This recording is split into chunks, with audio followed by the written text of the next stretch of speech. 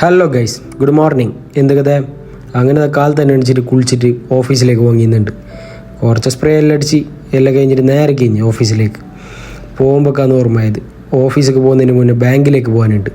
അങ്ങനെ നേരെ നടന്ന് ബാങ്കിലേക്ക് അങ്ങനെ ഈടെത്തി. ബാങ്കിലെത്തിയിട്ട് നോക്കുമ്പോൾ ഈ ATM ട്രാൻസാക്ഷൻ നടക്കുന്നില്ല. പിന്നെ ഒരു ബാങ്കിലേക്ക് പോയി, ആടെ പോയി ഈടെ നോക്കുമ്പോൾ ഈടത്തേലും നടക്കുന്നില്ല. പിന്നെ നേരെ എന്താക്കുന്നത് ഓഫീസിലേക്ക് പോകുന്നുണ്ട്. ഭയങ്കര ചൂടിപ്പോൾ എന്താക്കുന്നത് ഓഫീസിലെത്തിയപ്പോൾ നല്ല പണിയുണ്ടായി. കുറേ പണിയുണ്ടായി. എല്ലാം കഴിഞ്ഞ് ഓഫീസ് ഡ്യൂട്ടി എല്ലാം കഴിഞ്ഞിട്ട് നേരെ കഴിഞ്ഞ് റൂമിലെത്തിയിട്ട് പിന്നെ കുറച്ച് കിടന്നിട്ട് ഉറങ്ങിയിട്ട് എണിച്ചപ്പോൾ ഷാക്കിർ ഭായ് റൂമിൽ ലഡ്ഡു ആക്കിയിട്ട് വെച്ചിന്.